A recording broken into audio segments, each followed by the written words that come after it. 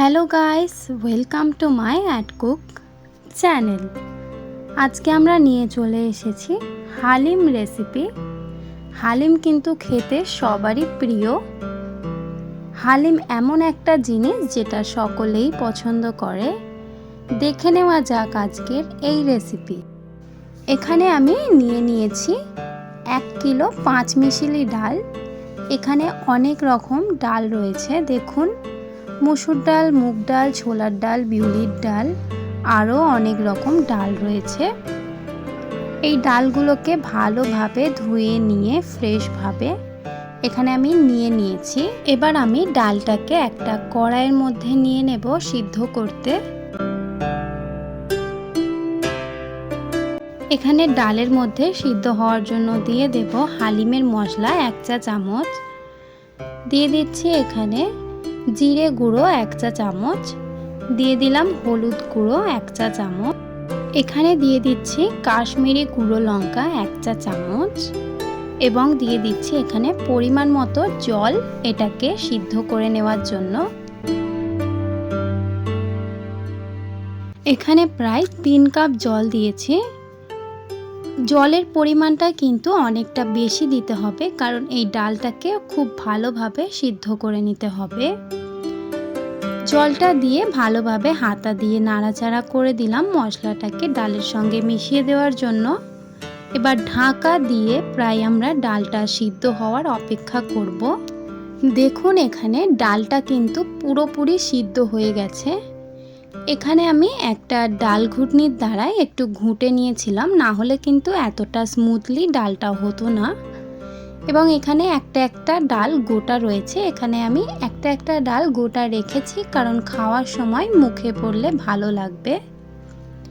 এবার আমরা হালিমটার মাংসটা করে নিই। দিয়ে দিলাম কড়াইতে পরিমাণ মতো সর্ষের তেল। সর্ষের তেলটা একটু গরম হয়ে আসলে এখানে আমি পেঁয়াজ দিয়ে দিচ্ছি, 3টে কুচিয়ে নেওয়া পেঁয়াজ।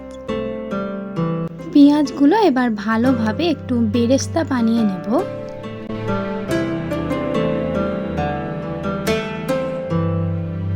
দেখুন এখানে আমাদের পেঁয়াজটা বেরেস্তা হয়ে গেছে। এখান থেকে আমরা অর্ধেক পেঁয়াজ বেরেস্তার জন্য তুলে রাখবো হালিমের উপরে দেওয়ার জন্য। এবং প্যানের মধ্যে থাকা বাকিটা পেঁয়াজের মধ্যে দিয়ে দিচ্ছি টুকরো করে রাখা মাংস। আপনারা এখানে কাঁচা মাংস ইউজ করতে পারেন, এখানে আমি জাল দেওয়া মাংস ইউজ করেছি। এবার মাংসর সঙ্গে পেঁয়াজটাকে ভালোভাবে নাড়াচাড়া করে ভেজে নেব।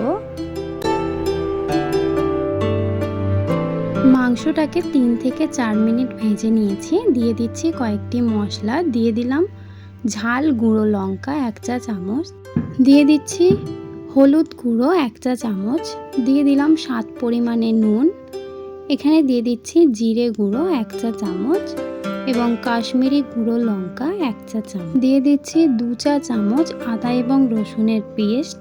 এবার আমরা ভালোভাবে নাড়াচাড়া করে কষিয়ে নেব মাংসটাকে।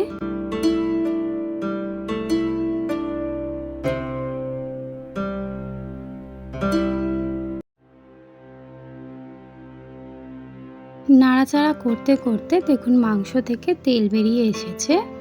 এই পর্যায়ে আমি অল্প অল্প করে ডাল সেদ্ধ করে রাখা দিয়ে দেব এই মাংসের উপর।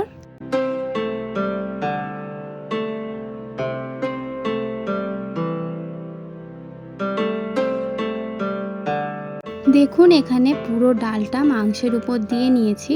এবার ভালোভাবে নাড়াচাড়া করে মাংসটাকে এদিক ওদিক করে নেব। নাড়াচাড়া করার পর দেখুন 3 থেকে 4 মিনিট এটাকে ফুটিয়ে নিয়েছি ভালোভাবে। এখন হালিমের টেক্সচারটা বুঝতেই পারছেন কত সুন্দর চলে এসেছে।